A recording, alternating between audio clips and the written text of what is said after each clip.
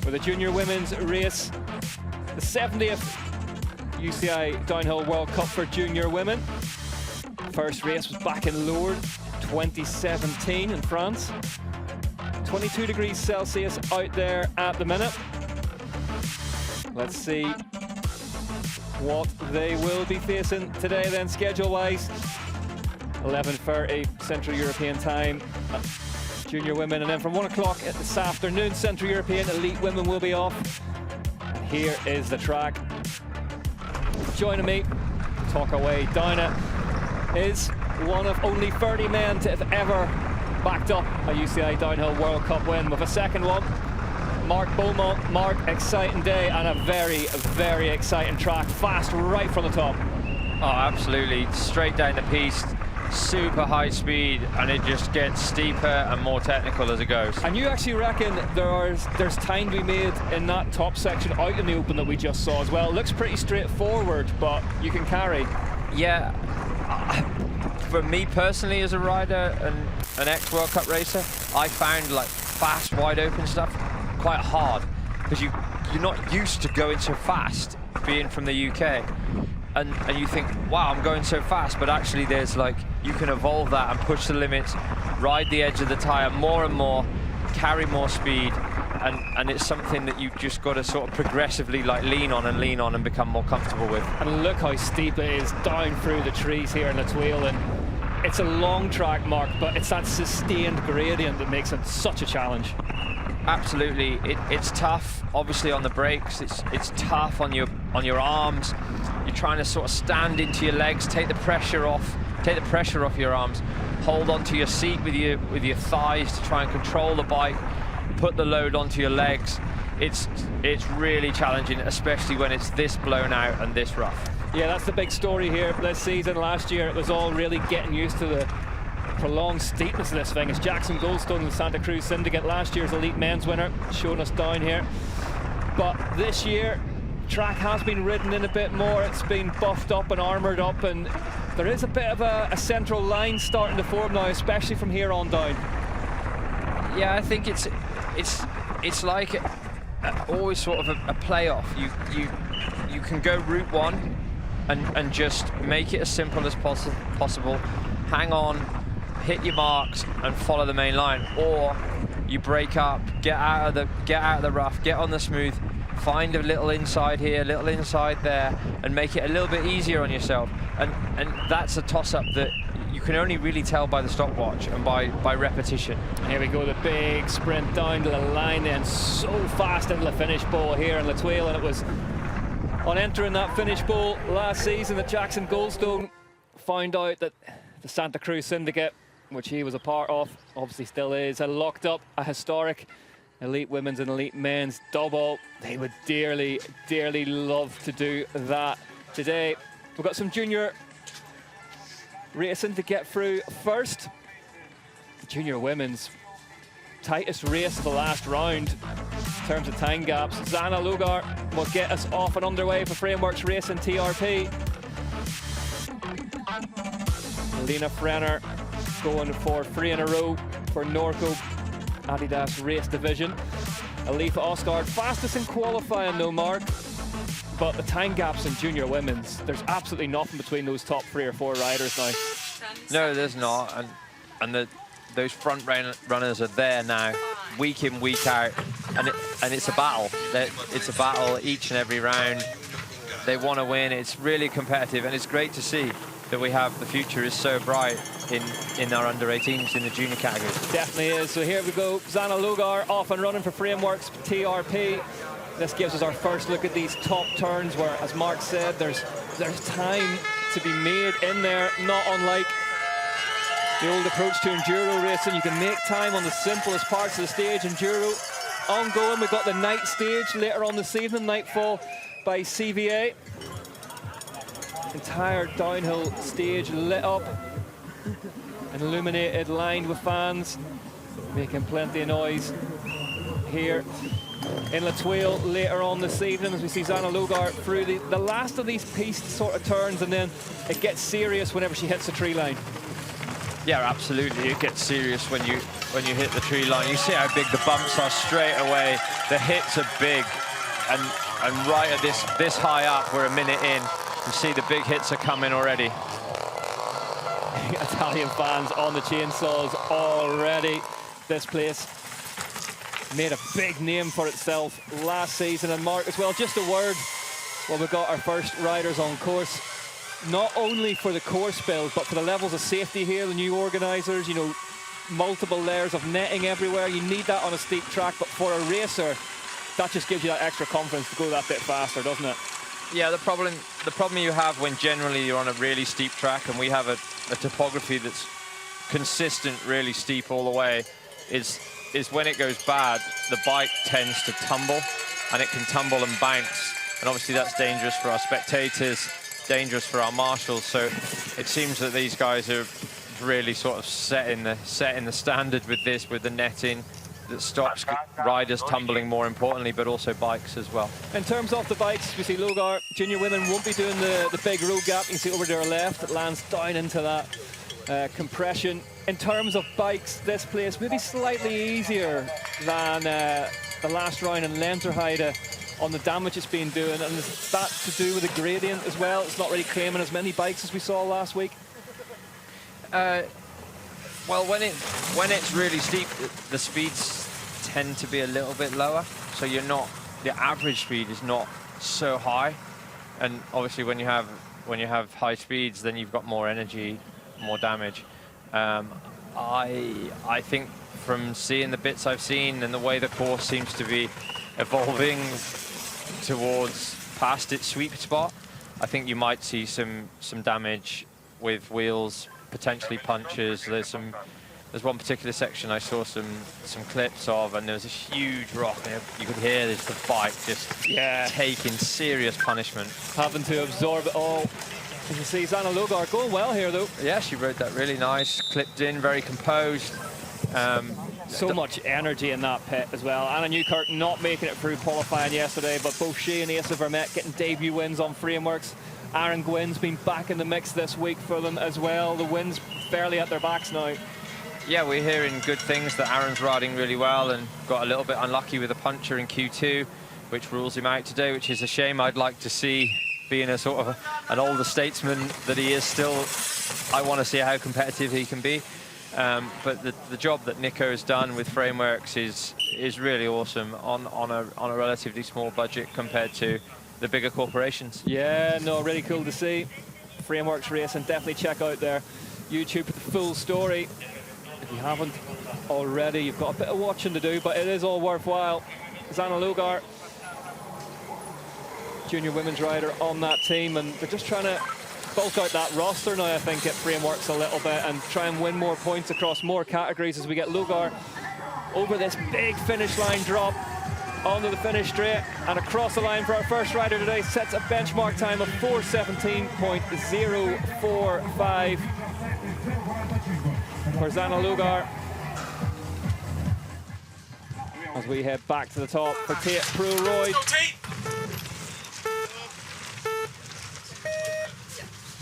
She sets out across the piste, and quite still up there at the minute. Not too much wind knocking about for the Canadian national champion. 2.6 seconds faster though.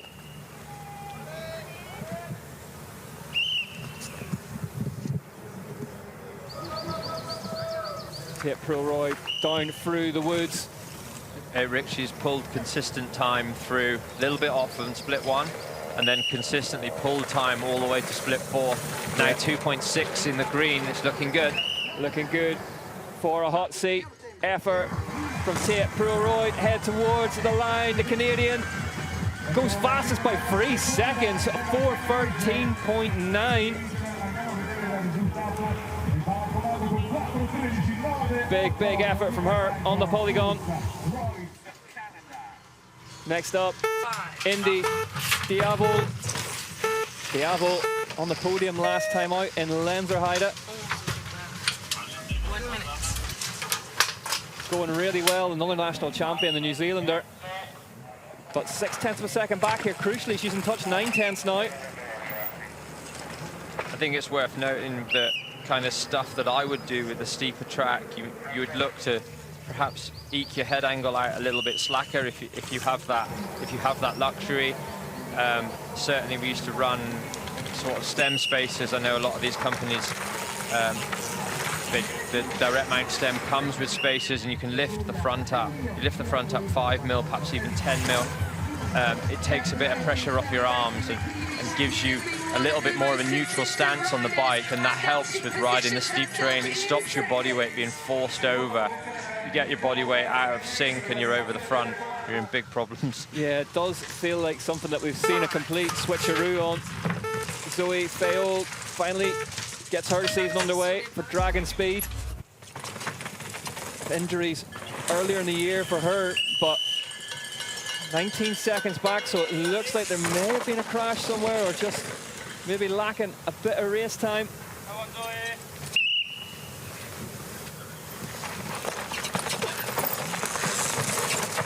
Zoe Fayolle, nicely done through there. Let's see what the next gap says. If it stays constant, then we know there's been yet 22 seconds back. And oh, this is what happened earlier in the run. Just, oh, I see. She had to go back around the pole where she left the track. That's good awareness from Fayolle. Yeah, so what she's done there, she's rode the B line and opted not to do the big road gap, which is perfectly fine. But she's merged between the B line and the A line. Well, Aletha Chaumet-Lagrange leaves the start hop. But yeah, they are the rules of downhill, sadly, for Fayolle. You've got to re-enter the course where you leave it. Chaumet-Lagrange on course now. 5.2 seconds back at the third split, turns into 6.7 at the fourth. Just to add a little bit more to that conversation about bike setup, you might want a little bit more support in your fork. Obviously, the loads onto the front end are high with a steeper track, so they'll be adding a bit of progression to the fork, just to be almost like a safety zone to stop it diving in when you get these big catches steep into the catch left berm, right berm, whatever it might be. It just helps you stand up a little bit more. Yeah, we've had a complete, as I said earlier on, a complete change of pace on that. Fourth place currently then for Chaumet-Lagrange, 6.9 seconds back. For a long time it felt like front end heights of the bikes were getting lower and lower, and now they seem to be moving back up. Dakota Norton, I'm thinking of in particular, riding that Scott choppered out as we have 5 to go here in the junior women's race. Gianna Nef from Switzerland leaves the start hop. Yes. Nef, one of those riders really on the up. DNS at round 2, but other than that, she hasn't finished any lower than 6th this season. She was up all the way down to the 4th split, yeah, but she's still in touch here, Mark. Has she had a little problem between 3 and 4? Nicely done across there. Gianna Nef, this one is going to come close to displacing the current hot seat time. Is it going to be close enough? Crosses the line, goes fastest by 0.2 of a second. Gianna Nef into the lead here in La Thuile. You see how tired she is. Proulx-Royds will have to vacate the hot seat, but that just goes to show the arms just giving out on Nef. Absolutely. Yeah. This is something, though, I've experienced a lot of having ridden here on the Thuile before, is when it gets really, really bright, the dirt here is really, really pale. And it's often quite hard to see. I mean, it fills all the holes anyway because it's so loose, but it can be often quite hard to spot your entry and exit into the lines as well. Yeah, and you see this like a dark, dusty soil that you don't really see that anywhere else. It's quite unique to this place. Well, junior women's race getting competitive now. Gianna Nef obviously put everything into that one. Rosa Marie Jensen leaves the start hop for Specialized Gravity. Danish rider heading across the piece now. Really, really highly rated young woman. Half a second back though at the first split, but the technical sections is where the Danish rider will really, really get to work. Started mountain biking with her dad. I watched a little edit that Specialized put out about Rosa Marie Jensen's story. Her dad's not hanging about. Fair play to him. Oh, he's a good, yeah, good rider. He's a good rider, yeah. I feel with Rosa, she's she's sort of had a fourth, a third, and a third in the last 3 rounds, and she's like there or thereabouts. And are we going to see her uncork one today and put it first? I think she's certainly capable of it, and it's sort of been building in that trajectory. Yeah, she's not unlike her teammate Jordan Williams, really. She won that debut race, and it's just been sort of battling to get back up to that top step performance again. A couple of injuries and little niggles here and there, but there is absolutely no doubt that the natural talent is there for Rosa Marie Jensen. Great rider to watch. Really aggressive on the bike on the Specialized demo.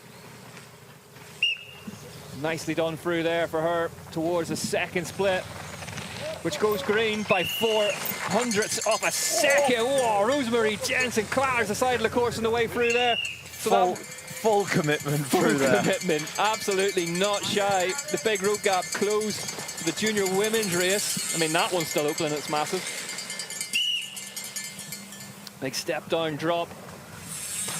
Jensen, whoa. It's really nice how she loaded and pre-hopped over that little, probably quite a big crest actually, over that crest and got it back under control. It looks really good. I think it's little by your standards, huge by mine, but Jensen, this is a really steep section now, down through the trees. You're in free fall through here. Cassandre Peizerat up next, then Frener, then Ostgaard, free to go at the top. After this woman, Rosa Marie Jensen, the Danish rider on the blood red Specialized. Heading towards the next split. What's it going to tell us? 1.1 seconds faster now than Gianna Nef, so we could be on for a new leader here in La Thuile. It's really slow and awkward, this section. It all sort of funnels into one line. You've got to get slowed down early. It doesn't look like you can brake really late for that tight right. Seems quite a tricky section to... Yeah, in this section here, it's so often camber changes left and right on you the whole way through it. You've got to get that little gap on the exit to carry the speed into towards the bottom of the track. It all links together so well here in La Thuile. You can see that light there, perfect example, Rick, that you've alluded to, with like the strong sun rays coming through and then the dappled shaded areas. Really difficult to focus. 6.3 seconds faster now, Rosa Marie Jensen between splits 3 and 4. Mark, that feels like something we're going to be talking about today then, if she's found that much time in that sector. Well, I predicted it, didn't I? You did predict it, yeah. Sadly not on live TV, but... Rosa Marie Jensen, I'll give you your due. She did say... Well, we saw Nina Hoffman as well last season, we should say, down the bottom of the track, find a lot of time in there. Yeah, is that a theme where they just find their feet? Fastest by 6.5 seconds. Find their feet, and then, right, I'm in my rhythm, let's go. Halfway, 1/3 of the way in, and they just let it roll. Rosa Marie Jensen can't believe it. What a run from her. More like it, she says. Here we go, Mark. Look at this. Oh, clatters the bank, just tagged it with a back wheel. Not scared. It seemed like she was really late with a braking point, and then she sort of can scrub off as much as she can, and then she can't brake anymore. She's got to let go, and then just sort of turn it into the banking. And full commitment, 10 out of 10. It's a bold strategy. It worked for her, though. Next up, though, one of the dark horses for this race, Cassandre Peizerat. Good result here last season. Won a French Cup in Les Deux Alpes. Beaten a lot of elite times, Peizerat. 2 seconds faster than Rosa Marie Jensen at the second split as well. Peizerat really fast through there. Whoa. Great pre-jump over that again. That looks like the way to do it through there. Goes deep off that brow to the left-hander. Peizerat, 10th. And Lenzerheide. She was 6th in Ludenviel though, which Ludenviel, very, very steep lower half to it. Bit more similar to this, but a lot of track. Left to, oh, you can hear the back wheel tagging the inside of the frame there. 1.9 seconds faster on the Santa Cruz V10. Cassandre Peizerat on the move here. And Mark, if you get a V10 to make that noise in the back end, you're moving. Oh yeah, she's using all of the travel that's available, and you know, it's a great bike that people can just pick up off the shelf.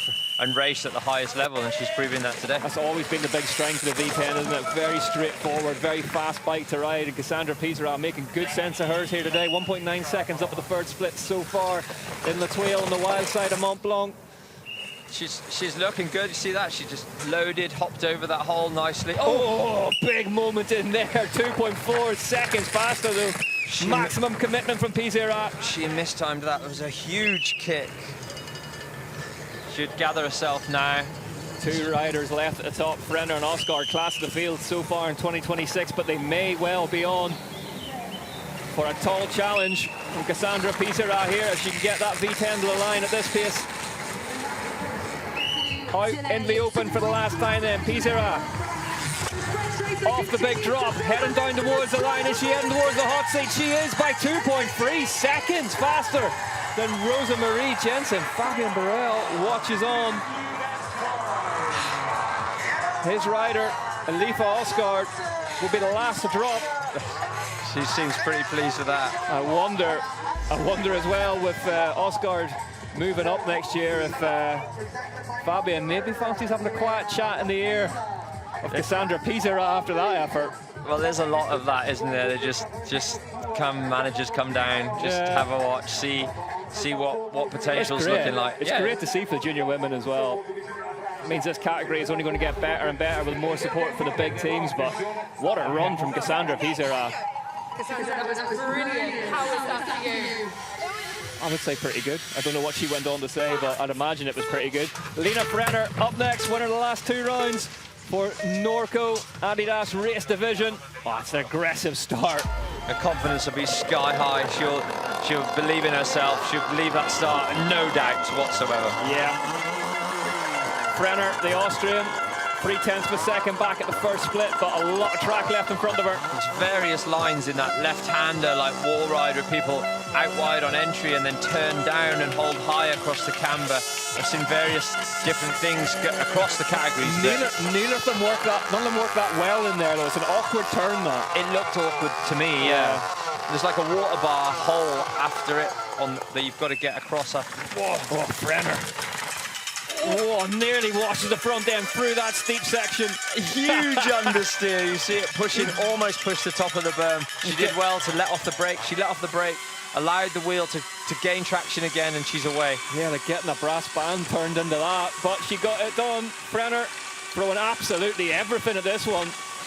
Great style, full commitment through there, just letting the bike do all the work. The Norco Adidas riders in limited edition kit this weekend, themed Adidas Predators. Fittingly, the FIFA World Cup currently ongoing.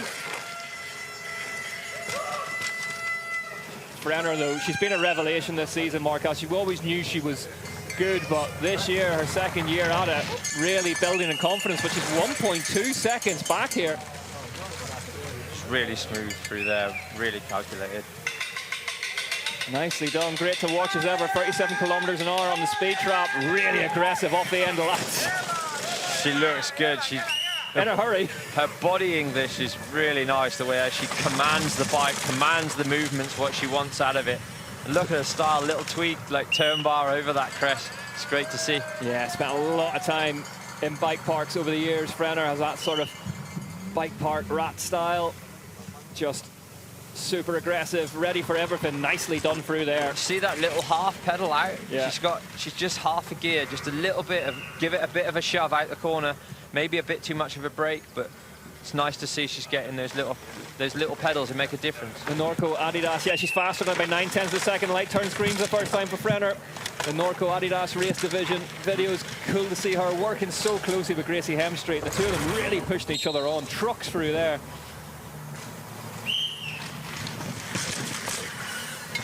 Oh, see that? Yeah. Nice. Over that brow there.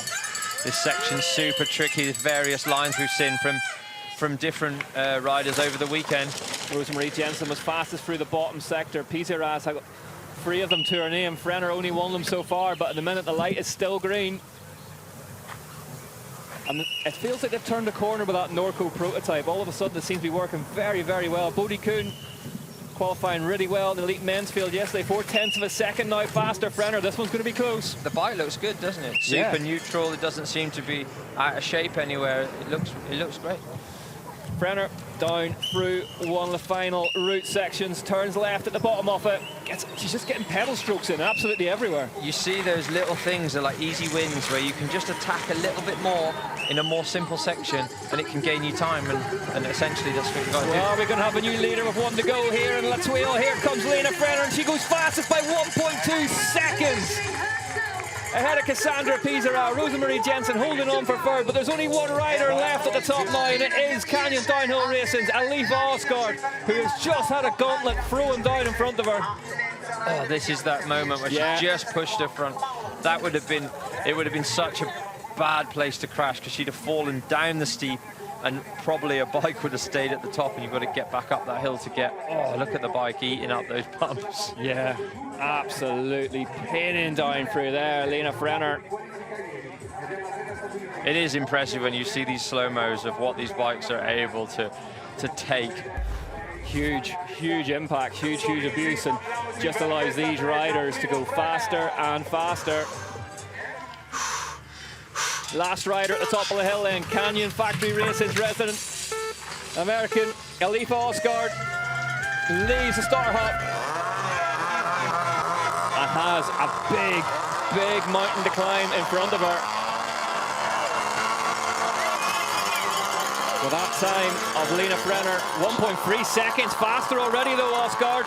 That left-hand corner that I alluded to there, Rick, she got it really nice, just a little pre-op over a bump, turn down on the berm on the outside, and carry the speed across the camber. It looked really good. Ostgaard was 3.3 seconds faster than Frener yesterday in qualifying. So we know she has got lines up here that work, but Frener's time, incredibly, over 4 seconds faster than the fastest qualifying time from yesterday. Lena Frener has just put down, so Aletha Ostgaard doesn't have much of a margin. She's looking good through there, like hitting her marks.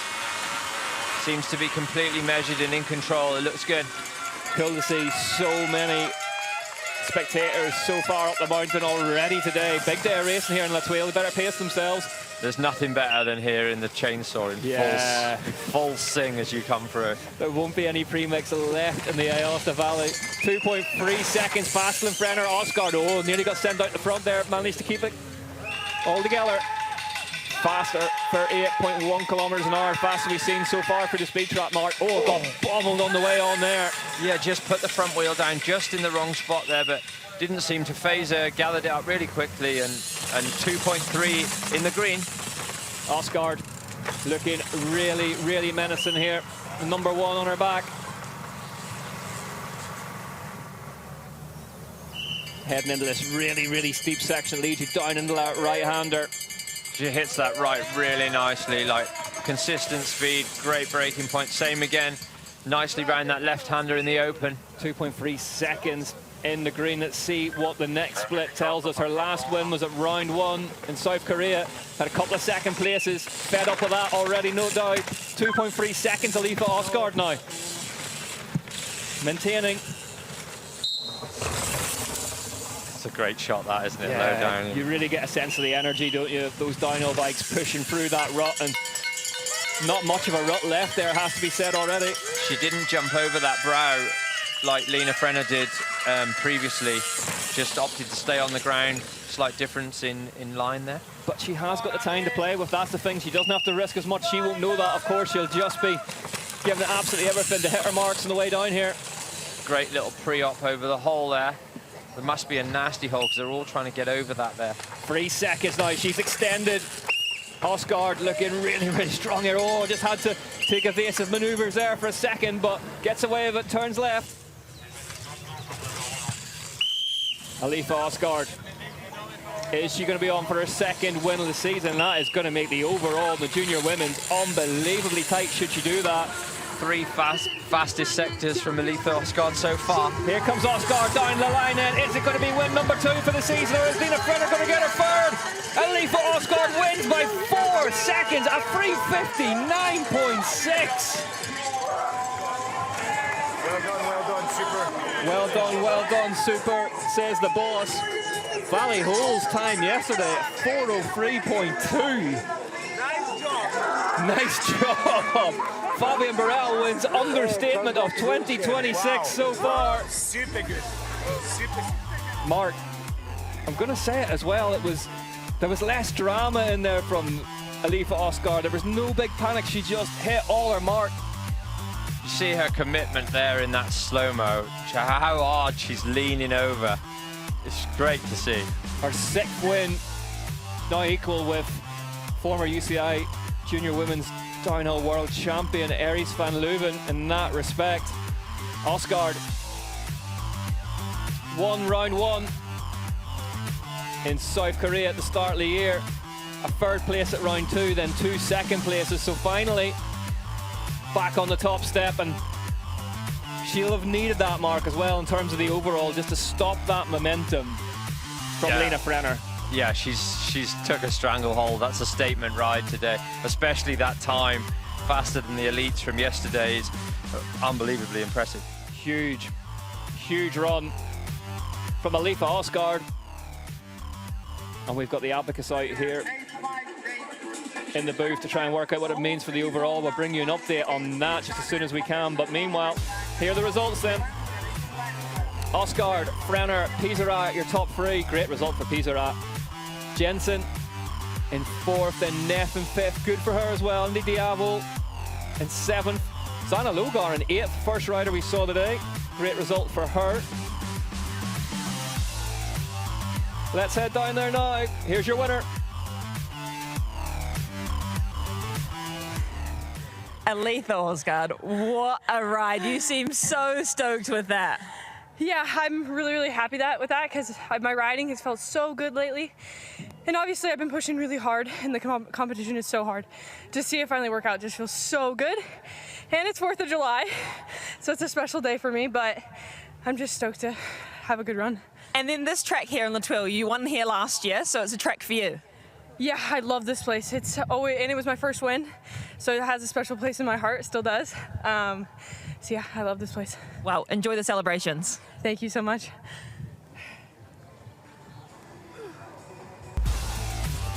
Mark, just during that interview, checking out the times from yesterday, Ostgaard has blown them apart, hasn't she, the elite times? Yeah, she's Valley Hole is 4:03.2 from Q1, and Aletha Ostgaard's 3:59.647.